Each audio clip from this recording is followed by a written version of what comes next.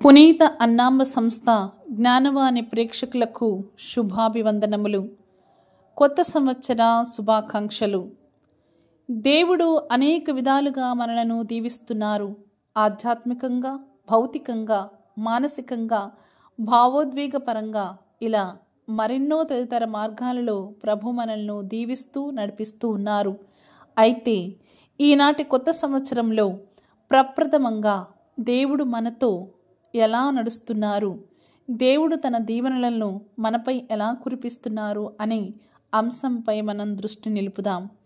దేవుడు మిమ్ము కాపాడునుగాక, మిమ్ము కరుణించునుగాక, మీకు సమాధానమును ఒసుగునుగాక అనే దీవెనలను ఉద్దేశపూర్వకంగా తెలుపుతుంది బైబిల్ గ్రంథం. అయితే వీటినే లయబద్ధంగా ఉన్న ఈ దీవెనలు ముచ్చటగా 3 భాగాలుగా ప్రస్ఫుటం అవుతూ ఉంటాయి. అయితే 3 ఉన్నత స్థితులను ఆరోధిస్తూ ఈ 3 దీవెనల సారాంశం, పరమార్థం దేవుని రక్షణ, సంరక్షణ, సంప్రోక్షణలు అని అర్థం చేసుకుందాం. ముందుగా కొత్త సంవత్సరంను ప్రారంభిస్తూ ఈ యొక్క కొత్త సంవత్సరంలో సంతోషంగా సాగాలని, మన సంతోషం, మన బాధ్యత, మన కాలాన్ని నిర్వర్తించాలని దేవుని దీవెనలను కోసం ప్రార్థించుదాం. అయితే మన సంతోషం, మన బాధ్యత అని ప్రభువు మనకు చెప్తూ ఉన్నారు. వీటిని వినియోగించుకొని మనం సంతోషాన్ని తయారు చేసుకోవాలి. అదేంటి, సంతోషాన్ని తయారు చేసుకోవాలని ఎలా తయారు చేసుకోవాలా అని ఆలోచిస్తున్నారా? ప్రయత్నం ద్వారా దేవుని ముఖము మనకు వ్యక్తమవుతుంది. ఈ క్రిస్మస్ సీజన్లో మరియమాతను దేవుని మాతగా గుర్తించడం అనేది మనం చేయవలసినటువంటి మొదటి కార్యం. అందుకనే ఈ జనవరి 1వ తేదీ కొత్త సంవత్సరంలో మరియమాత దివ్య మాతృత్వ పండుగను మనం కొనియాడుతూ ఉన్నాం. ఇది కొంత ఆశ్చర్యపరిచే విషయం. అదేంటి అంటే, దేవునికి తల్లి ఉండటం ఏంటి? ఆద్యంతాలు లేనివాడు, స్వయం సంభూతుడు దేవుడు కదా. మరి ఈ సత్యాన్ని మరియమాత దివ్య మాతృత్వం ద్వారా ఎలా ప్రకటించగలుగుతున్నాం?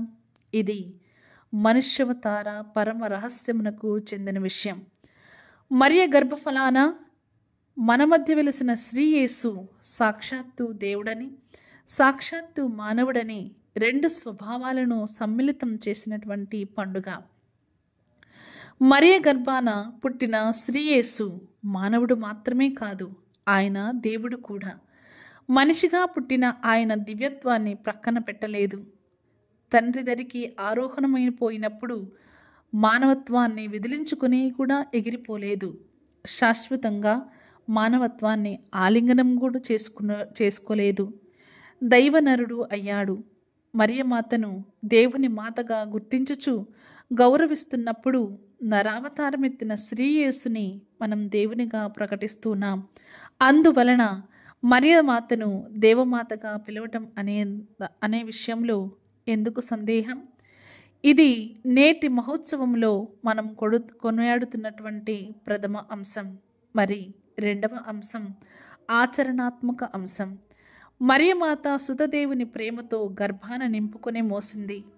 పుట్టిన దేవుని తన భౌతిక చేతులతో తాకింది, స్పర్శించి తన పాలను పంచి పెంచింది, నడకను నేర్పింది, అన్యోన్యతను పంచింది, అత్యంత సన్నిహిత ప్రేమ క్రియలన్నీ చేసింది. మన తల్లులు మనకు ఎలాగైతే ఇవన్నీ చేసి ఉన్నారో అలానే మరి తల్లి కూడా యేసు ప్రభువుని అదే విధంగా పెంచింది. అనగా మాతృత్వము అతి సన్నిహిత ప్రేమ ప్రక్రియ అని తన ద్వారా ప్రకటించింది.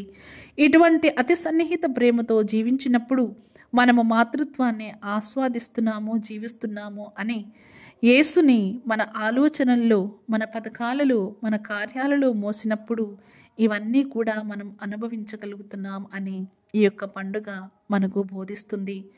అయితే పూర్వ నిబంధనలో మనకు తెలిసినటువంటి ఒక విషయం, మరియ తల్లి గర్భం నుండి జన్మించిన యేసుక్రీస్తు ద్వారా మనందరము అపారంగా దీవించబడి ఉన్నాము.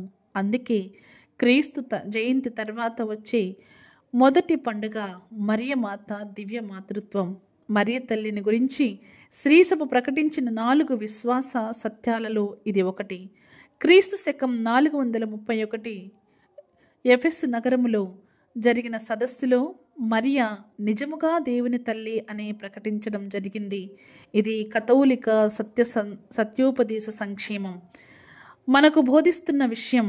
ఈ విషయం మనందరినీ ఆశ్చర్యపరిచిన మనందరం ఆదరించి ఆలింగనం చేసుకోవాల్సినటువంటి విషయం.